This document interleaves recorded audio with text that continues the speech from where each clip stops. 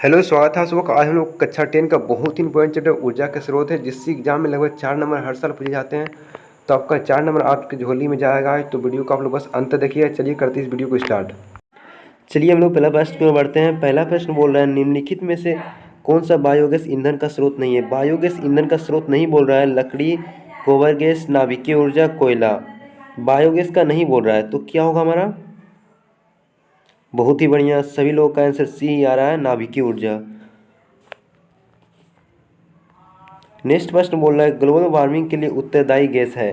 Global warming के लिए बोल रहा है O2, NH3, CO2, N2। बहुत ही इंपॉर्टेंट प्रश्न है ये, हमारा 2021 का 1 सीटिंग का प्रश्न है। आप लोग प्रीवियस ईयर उठा के देख सकते हैं। बहुत ही इंपॉर्टेंट प्रश्न है ये। बहुत ही बढ़िया, सभी लोगों का आंसर CO2 आ रहा है। बहुत ही बढ़िया। जो लोग बी नंबर आंसर करेंगे वो बिल्कुल ही गलत है। बी नंबर नहीं हो सकता, NH3 अमोनिया होता है। इसका कोई उत्तरदायी नहीं है ग्लोबल वार्मिंग के लिए। चलिए नेक्स्ट प्रश्न में बढ़ते हैं हम लोग। नेक्स्ट प्रश्न बोल रहा है, सूर्य तथा अन्य तारों के विशाल ऊर्जा का स्रोत है नाभिकीय संलयन, नाभिकीय विखंडन, दोनों, इनमें से कोई नहीं। ये बहुत ही इंपॉर्टेंट प्रश्न है। मैं यहाँ से क्लियर भी कर दूंगा नाभिकीय संलयन और नाभिकीय विखंडन में क्या अंतर है। पहला आप लोग 3 का आंसर कीजिए। मुझे पता था कि कुछ बच्चे ए करेंगे, कुछ बच्चे बी करेंगे, क्योंकि इनमें कन्फ्यूजन रहता है नाभिकीय संलयन होगा या नाभिकीय विखंडन होगा। तो जो बच्चे ए कर रहे हैं वो सही हैं। क्यों सही है? क्योंकि नाभिकीय संलयन में बहुत ही मात्रा में ऊर्जा निकलती है। ठीक है, नाभिकीय संलयन में आप लोग याद रखिएगा बहुत ही मात्रा में ऊर्जा निकलती है। जैसा कि आप लोगों को पता होगा, सूर्य तथा अन्य तारों के विशाल ऊर्जा का स्रोत है, इसलिए वो नाभिकीय संलयन से उसे प्राप्त होगी, नाभिकीय विखंडन से नहीं होगी। नाभिकीय विखंडन से नाभिकीय संलयन की तुलना में कम ऊर्जा निकलती है, इसलिए इनमें नाभिकीय संलयन अभिक्रिया होते रहते हैं, जिससे कि सूर्य तथा अन्य तारों का विशाल ऊर्जा का स्रोत कहलाते हैं। चलिए हम लोग नेक्स्ट प्रश्न की बढ़ते हैं। आशा करता हूँ कि आप लोगों को ये प्रश्न समझ में आ चुका होगा। नेक्स्ट प्रश्न बोल रहा है, नाभिकीय विखंडन को नियंत्रित करने में प्रयुक्त होता है। बहुत ही अच्छा प्रश्न है। लोहा का छड़, स्टील का छड़, कोडेमियम का छड़, एल्युमिनियम का छड़। 4 का बहुत ही अच्छा प्रश्न है ये, हमारा 2017 का प्रश्न है, सेकेंड सीटिंग का।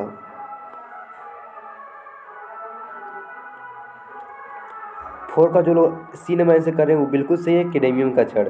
आप लोग ऐसे याद रखिएगा, लोहा का उपयोग नहीं कर सकते क्योंकि इनमें बहुत ही ऊर्जा निकलती है।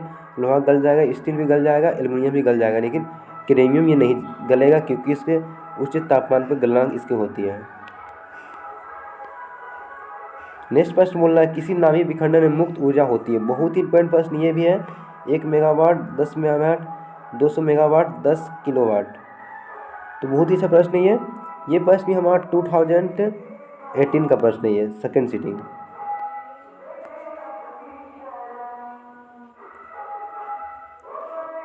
तो जो लोग 5 का आंसर सी नंबर कर रहे हैं वो बिल्कुल सही है, 200 मेगावाट उत्पन्न होते हैं। आप लोग कुछ याद नहीं रखना, बस किसी नाभिकीय विखंडन में बोले तो 200 मेगावाट याद रखना है।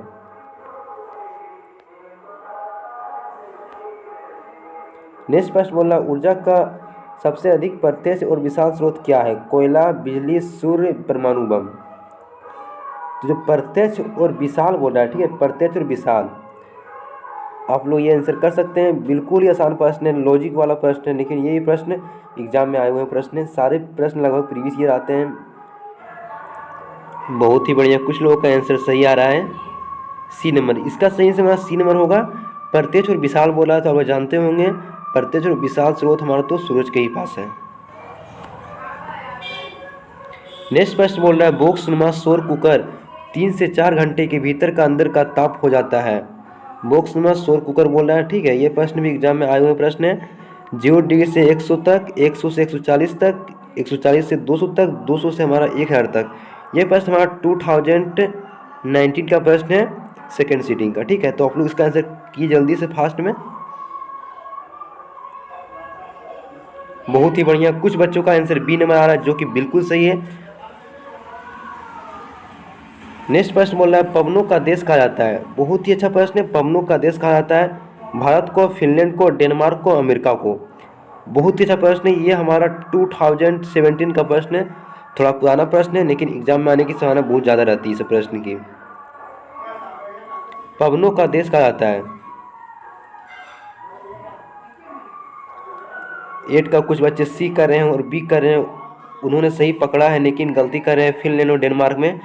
तो आप लोग आज से याद रखिएगा डेनमार्क इसका सही आंसर होगा, डेनमार्क। ठीक है, फिनलैंड आपको आप लोग भूल जाइए, भारत और अमेरिका तो होगा नहीं, आप लोग पता होगा, डेनमार्क होगा। पवनों का देश कौन सा है? डेनमार्क। ठीक है, आप लोग इससे याद कर लीजिए आज। नेक्स्ट प्रश्न बोला पवन विद्युत जनित में पवन की चाल कम से कम कितनी होनी चाहिए? ये भी बहुत इंपॉर्टेंट प्रश्न है। 15 किलोमीटर पर घंटा, 150 किलोमीटर प्रति घंटा, 1.5 किलोमीटर प्रति घंटा, 1500 किलोमीटर प्रति घंटा। बहुत ही अच्छा प्रश्न है। आप लोग इसको मैं थोड़ा छोटा करता हूँ जिससे आप लोग देखने में बिल्कुल आसानी हो। 9 नंबर का, बहुत ही बढ़िया। एक बच्चा ए नंबर लिख रहा है, बिल्कुल ही सही जा रहे हैं वो लोग, 15 किलोमीटर प्रति घंटा। जीवाश्म ईंधन का उदाहरण है। कुछ प्रश्न होते हैं समझाने लायक, जिसे मैं आप लोगों को समझा देता हूँ, लेकिन कुछ प्रश्न याद करने लायक होते हैं, उसे आप लोग याद कर लीजिएगा। कोयला, लकड़ी, गोबर गैस, ये सभी जीवाश्म ईंधन का उदाहरण बोल रहा है, जीवाश्म ईंधन। तो हम लोग को पता ही होगा कोयला, लकड़ी, गोबर गैस हम लोगों ने ऊपर ही किए थे, ये सभी हमारा जीवाश्म ईंधन था। क्या होगा हम लोग का आंसर सही? D number. बहुत अच्छा, सभी लोग डी ही लिख रहे हैं, ये सभी। नेक्स्ट प्रश्न बोला प्राचीन काल में ऊष्मीय ऊर्जा का सबसे अधिक सामान्यतः स्रोत था? घास, लकड़ी, पवन, बहता जल। तो जो पुराने जमाने की बात है तो घास तो होगा नहीं, क्योंकि घास अभी भी ऊर्जा का, ऊष्मीय ऊर्जा का स्रोत नहीं है। पवन तो पवन चक्की तो अभी हाल फिलहाल में बनना स्टार्ट हुए। उसके बाद बहता जल, ये भी अभी स्टार्ट हुए हाल फिलहाल में। लेकिन जो लकड़ी है वो हमारे पूर्वज इस्तेमाल करते आ रहे हैं, तो बहुत ही पुराने ज़माने से, जब से उन्होंने आग की खोज की है, लकड़ी से इस्तेमाल उन्होंने चालू किया है। तो हमारा क्या होगा सही आंसर?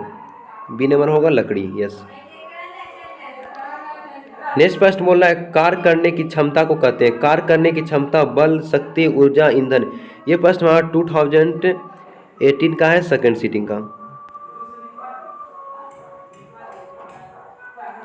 बहुत ही बढ़िया, 12 का लगभग सभी लोग सी नंबर आंसर कर रहे हैं, बहुत ही अच्छा। कार्य करने की क्षमता को कहते हैं ऊर्जा। कुछ लोग बल भी कर दिए ए नंबर, लेकिन जो बल कर रहे हैं वो बिल्कुल ही गलत है, ऊर्जा होगा हमारा। आपसे आप लोग याद कर लीजिए, कार्य करने की क्षमता को ऊर्जा कहते हैं। नेक्स्ट प्रश्न बोला गोबर गैस एक प्रकार का है। गोबर गैस बोल रहा है प्राकृतिक गैस, बायोगैस, लकड़ी, चूल्हा। गोबर गैस बोल रहा है 13 का। बहुत ही बढ़िया, कुछ लोग बी आंसर कर रहे हैं, जो कि बिल्कुल सही है।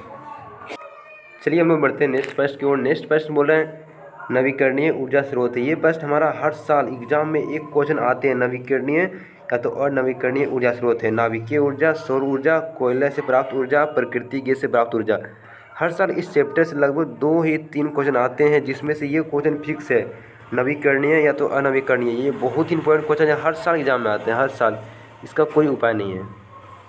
तो आप लोग इसका आंसर कीजिए। नवीकरणीय ऊर्जा स्रोत है नाभिकीय ऊर्जा, सौर ऊर्जा, कोयले से प्राप्त ऊर्जा, प्राकृतिक गैस से प्राप्त ऊर्जा। तो 34 नंबर का बहुत ही इंपॉर्टेंट प्रश्न है।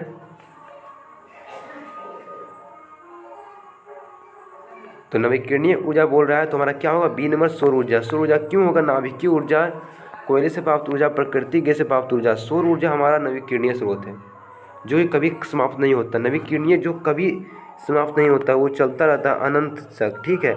और जो अनवीकरणीय होता है वो समाप्त हो जाता है एक दिन। तो आप ऐसे एक प्रश्न और आएंगे तो आप लोग आंसर कीजिएगा, वहाँ पे मैं समझाऊंगा, बिल्कुल अच्छी तरह से समझाऊंगा, तो आप लोग वीडियो में बने रहिए। नेक्स्ट प्रश्न बोल रहा है जैव गैस का उत्तम ईंधन क्योंकि इसमें से मीथेन गैस पाई जाती है। 50%, 60%, 70%, 75%। तो आप लोग पता होगा जैव गैस है एक उत्तम ईंधन है, क्योंकि इसमें मीथेन पाई जाती है अधिक मात्रा में, लेकिन कितनी? तो आप लोग आज याद कर लीजिए, ये प्रश्न हमारा 2019 का प्रश्न है, सेकेंड सीटिंग का।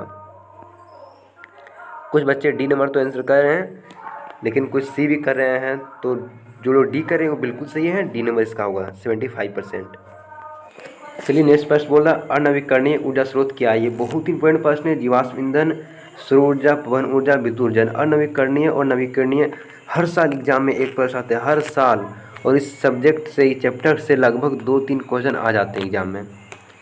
तो आपके लिए बहुत इंपॉर्टेंट है अनवीकरणीय और नवीकरणीय। तो आपका 1 नंबर फिक्स हो गया इस वीडियो से।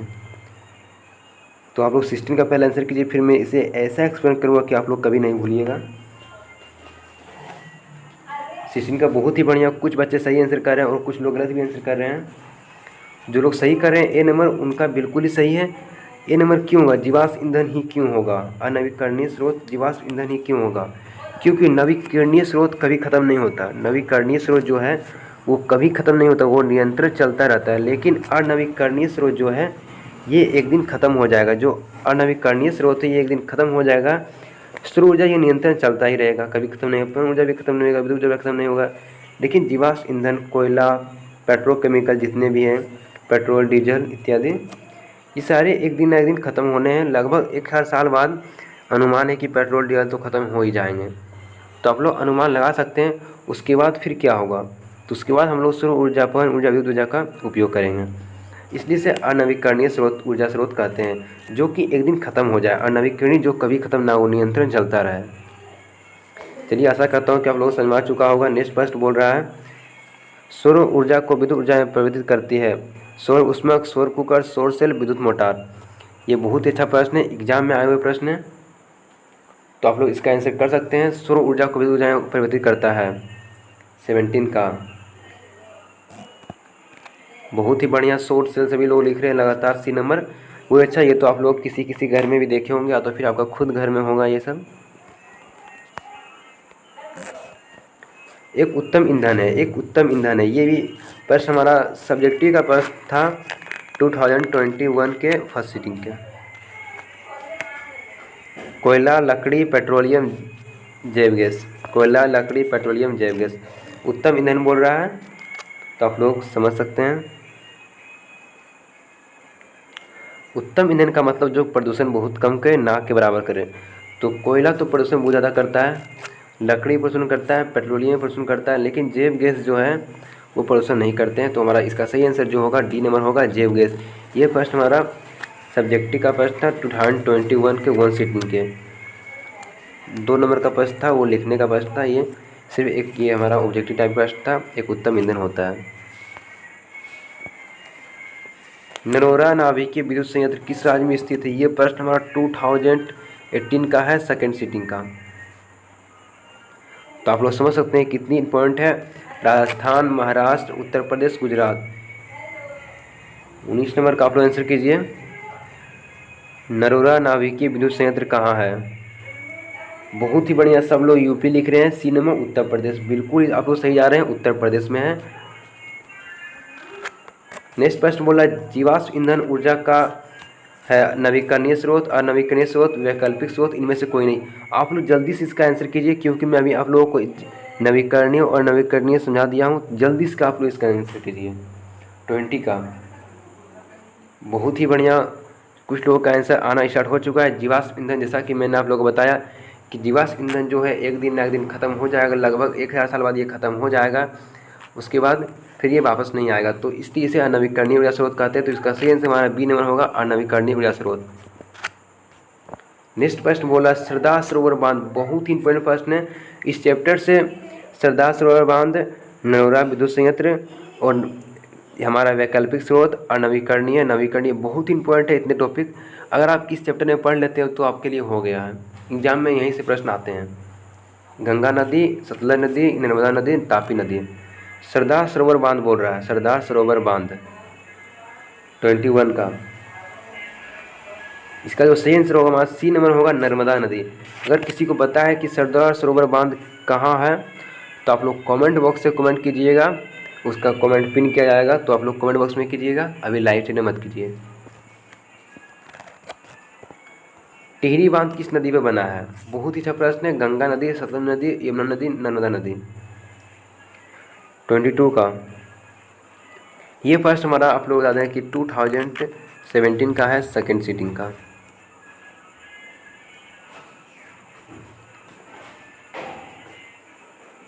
ट्वेंटी टू का लोग ए नंबर दे रहे हैं, गंगा नदी बिल्कुल सही दे रहे हैं। टिहरी बांध है हमारा गंगा नदी पर। चलिए हम लोग रिपीट करते हैं। टिहरी बांध, गंगा नदी, सरदार सरोवर बांध कहाँ पर है? जल्दी से कमेंट कीजिए। 21 का आप लोग क्या होगा? सी नंबर, नर्मदा नदी। और हमारा एक और था, नरोरा नाभिकीय विद्युत संयंत्र कहाँ है? उत्तर प्रदेश। ये तीनों प्रश्न बहुत इंपॉर्टेंट है। भारत का पवन ऊर्जा द्वारा विद्युत उत्पादन के करने वाला देशों में कौन सा स्थान है? दूसरा, तीसरा, चौथा, पाँचवा। अच्छा प्रश्न है, पहला में कौन सा आप लोग कमेंट कीजिए, मैंने ऊपर कराया पहला में कौन सा आप लोग पहले वो कमेंट कीजिए। बहुत ही बढ़िया, एक बच्चा लिख रहा है डेनमार्क, बिल्कुल सुंदर, डेनमार्क है रियल में। तो भारत किस स्थान पर है आप लोग आंसर कीजिए, बुक में पढ़े होंगे आप लोग, एनसीईआरटी बुक में। पाँचवा, कुछ बच्चे पाँचवा लिख रहे हैं और चौथा, तो आप लोग जानकारी के लिए बता दूँ कि चौथा पे नहीं है, ना दूसरा पर है, ना तीसरा पर है, पाँचवा पर है, ठीक है। आप लोग याद रखिए, भारत का पवन ऊर्जा द्वारा विद्युत उत्पादन के वाले देशों में कौन सा स्थान है, पाँचवा। ये भी अच्छे खासा स्थान है, पाँचवा, ठीक है। तो पाँचवा स्थान पर इंडिया में विद्युत उत्पादन जो करते हैं वायु से, उसका स्थान इंडिया के पाँचवा स्थान पर है, ठीक है। नेक्स्ट प्रश्न बोला, सोलर सेल बनाने के लिए किसका उपयोग किया जाता है। बहुत इंपॉर्टेंट प्रश्न, ये प्रश्न कितनी बार एग्जाम में आ चुके हैं, 2021 का सेकंड सिटी का ये प्रश्न है। ये प्रश्न लगभग 2-3 बार एग्जाम में आ चुके हैं, जब से बिहार बोर्ड का एग्जाम स्टार्ट हुआ है 10th का ऑब्जेक्टिव टाइप क्वेश्चन में। लोहा, चांदी, तांबा, सिलिकॉन, जल्दी से आंसर कीजिए। लगभग सभी लोगों का आंसर डी ही आ रहा है, सिलिकॉन, बहुत ही बढ़िया। नेक्स्ट प्रश्न, बांध के द्वारा स्थापित टरबाइन ज्वारीय ऊर्जा के रूप में किस ऊर्जा के रूप में रूपांतरित करते हैं। पवन ऊर्जा, विद्युत ऊर्जा, स्थिर ऊर्जा, दृश्य धारा। टरबाइन ज्वारीय ऊर्जा, ठीक है, टरबाइन ज्वारीय ऊर्जा बोल रहा है, इसे रूपांतरित करते हैं किस ऊर्जा में, टरबाइन ज्वारीय ऊर्जा बोल रहा है 25 का। तो आप लोगों को पता होगा इससे विद्युत ऊर्जा प्राप्त की जाती है, तो सही आंसर क्या होगा, विद्युत ऊर्जा बी नंबर। पवन ऊर्जा तो होगी नहीं, इसलिए तो होगी नहीं, दृश्य धारा तो होगी नहीं, दृश्य धारा हो या ना हो, लेकिन ये सही नहीं होगा क्योंकि इसके स्थान पर विद्युत ऊर्जा दिया है, तो हमारा बी नंबर सही होगा। नेक्स्ट प्रश्न बोल रहा है, ओटीईसी विद्युत संयंत्र केवल तभी प्रचारित होते हैं जब महासागर के पृष्ठक पर जल का ताप 2 किलोमीटर तक की गहराई में जल का ताप में अंतर होता है। कितना डिग्री होता है, ये भी प्रश्न हमारा इम्पोर्टेंट है, 2017 का प्रश्न है हमारा सेकेंड सिटिंग का। 26 का आप लोग आंसर कीजिए। बहुत ही बढ़िया, 20 डिग्री लिख रहे हैं कोई, 15 डिग्री, 15 डिग्री से वो बिल्कुल गलत है, 20 डिग्री हमारा सही होगा। 15 किलोमीटर प्रति घंटा होता है हमारा। जल्दी से आप लोग इसको कमेंट कीजिए, 15 किलोमीटर घंटा क्या होता है। बहुत ही बढ़िया, एक बच्चा लिख रहा है पवन ऊर्जा के लिए न्यूनतम वायु की रफ्तार, बहुत ही बढ़िया। नेक्स्ट प्रश्न बोला, हाइड्रोजन बम किस अभिक्रिया पर आधारित होती है। नाभिकीय विखंडन, नाभिकीय संलयन, दोनों, इनमें से कोई नहीं। तो 27 का आप लोग आंसर कीजिए। हम लोगों ने ऊपर इसे डिस्कस किए थे, नाभिकीय संलयन, ठीक है। नाभिकीय संलयन में बहुत ही ऊर्जा उत्पन्न होती है, नाभिकीय संलयन में बहुत ही ऊर्जा मुक्त होती है नाभिकीय विखंडन की तुलना में, इसलिए से सूर्य और तारक को भी जो उसकी ऊर्जा मिलती है वो नाभिकीय संलयन के ही द्वारा मिलती है।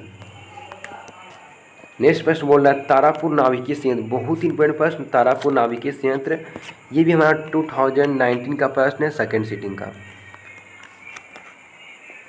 महाराष्ट्र में, राजस्थान में, तमिलनाडु, गुजरात में। 28 का आप लोग आंसर कीजिए। तारापुर नाभिकीय विद्युत संयंत्र कहाँ है। बिल्कुल सही, ए नंबर तारापुर। नेक्स्ट प्रश्न है, राणा प्रताप सागर नाभिकीय विद्युत संयंत्र किस राज्य में स्थित है। गुजरात में, तमिलनाडु में, महाराष्ट्र में, राजस्थान में। राणा प्रताप सागर नाभिकीय विद्युत संयंत्र 29 का, बहुत ही बढ़िया, राजस्थान इसका सही होगा। कुछ बच्चे सी कर रहे हैं, सी तो हमारा महाराष्ट्र था, तारापुर जो हमारा विद्युत संयंत्र है वो हमारा महाराष्ट्र में है, लेकिन जो राणा प्रताप है वो हमारा डी राजस्थान में है, सब तो एक ही जगह नहीं ना होंगे। नेक्स्ट प्रश्न बोल रहा है, कल्पक्कम नाभिकीय विद्युत संयंत्र किस राज्य में स्थित है। जो प्रश्न मैं दे रहा हूँ उसे आप लोग याद कर लीजिए, बस इतना ही आपका इस चैप्टर के लिए काफ़ी है, 2 से 3 नंबर लाने के लिए काफ़ी है, बस बहुत इंपॉर्टेंट है, सारे प्रश्न इंपॉर्टेंट है, कुछ ना प्रीवियस ईयर क्वेश्चन है, कुछ आपके बुक से हैं एनसीईआरटी से, कुछ अलग बुक से हैं। तो जो इसका सही आंसर होगा 30 का बी नंबर होगा तमिलनाडु, ठीक है। कल्पक्कम नाभिकीय विद्युत संयंत्र कहाँ है, तमिलनाडु। इसमें समझाने का कोई प्रश्न नहीं है, याद करने का कुछ प्रश्न है, और जो समझाने का था उसे मैं समझा दिया हूँ आप लोगों के लिए। ये हमारा काका पर नाभिकीय विद्युत संयंत्र कहाँ है, तमिलनाडु, उत्तर प्रदेश, गुजरात, कर्नाटक। 31 का भी याद करने लायक प्रश्न है। कुछ बच्चे सी दे रहे हैं, कुछ बी, कुछ ए दे रहे हैं। इसका कोई बच्चा सही से आंसर नहीं दे रहा है। तो जो लोग सी दिए हैं एक बच्चा ने, तो उनका बिल्कुल सही है, गुजरात होगा। नेक्स्ट प्रश्न है और ये हमारा लास्ट प्रश्न है इस सेशन का। केगा नाभिकीय व्यूह संयंत्र किस राज्य में स्थित है? जो मैंने कराया था नाभिकीय संयंत्र किस राज्य में स्थित है, बहुत इंपॉर्टेंट है, एग्जाम में पॉइंट ऑफ व्यू से बहुत इंपॉर्टेंट है। बस यहाँ से आएंगे प्रश्न नाभिकीय, और नाभिकीय से एक प्रश्न आ सकते हैं, एक यहाँ से आएंगे, तो आपका 2 प्रश्न यहाँ से क्लियर हो जाएंगे। ठीक है, तो 32 का आप लोग आंसर कीजिए। बहुत ही बढ़िया। कुछ जितने भी आप लोगों के मैं कराया हूँ किस राज्य में स्थित है व्यूह संयंत्र, लगभग सभी बच्चे गलत ही किए हैं। कुछ बच्चे, एक आध बच्चे सही कहते हैं, तो उनका भी लगभग सभी लोग गलत ही किए हैं। एक बच्चा का आंसर बी आया था, क्या होगा, कर्नाटक होगा। ठीक है, चलिए हम लोग मिलते हैं नेक्स्ट वीडियो में। तब तक के लिए बाय फ्रेंड्स। अभी तक वीडियो को लाइक नहीं किया तो लाइक कर दें, अपने दोस्तों में शेयर करें, जिससे कि उनका ये फायदा होगा। ये जितने भी सारे प्रश्न मैं लाता हूँ आप लोगों के लिए बहुत इंपॉर्टेंट है एग्जाम के पॉइंट ऑफ व्यू से। चलिए फ्रेंड्स, बाय।